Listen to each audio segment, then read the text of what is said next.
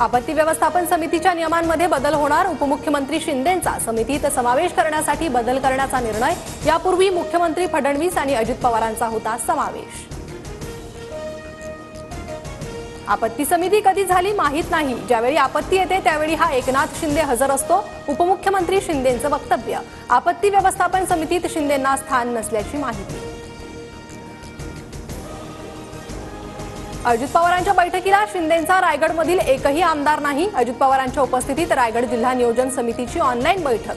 आदिती तटकरे जिल्हाधिकारी उपस्थित, शिवसेना आमदार मात्र अनुपस्थित।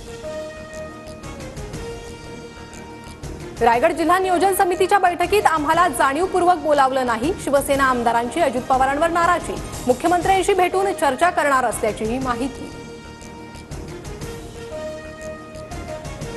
आमदार भरत गोगावलेंना बैठकीचं निमंत्रण होतं, मात्र ते उपस्थित राहिले नाही। अजित पवारांच्या कार्यालयानं बैठकीचं निमंत्रण न दिल्याचा दावा फेटाळला।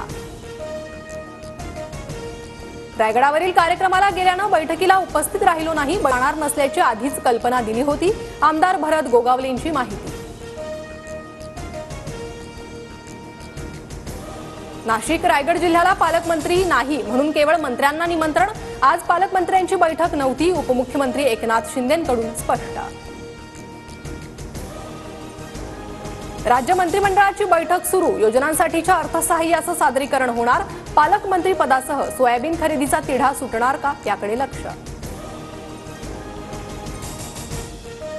राहुल सोलापूरकर विरोधात वंचित रिपाई खरात गट आक्रमक। पोलिसांच्या नोटीसनंतरही सोलापूरकरच्या निवासस्थानाबाहेर आंदोलन। अटक करून अॅट्रॉसिटी अंतर्गत गुन्हा दाखल करण्याची मागणी। सूर्यवंशी हत्येप्रकरणी माझ्या अपूर्ण वाक्यावरून मीडिया ट्रायल चालवली जाते। आरोपी अक्षय शिंदेंचं गुणगान गाणाऱ्यांकडून काय अपेक्षा करणार।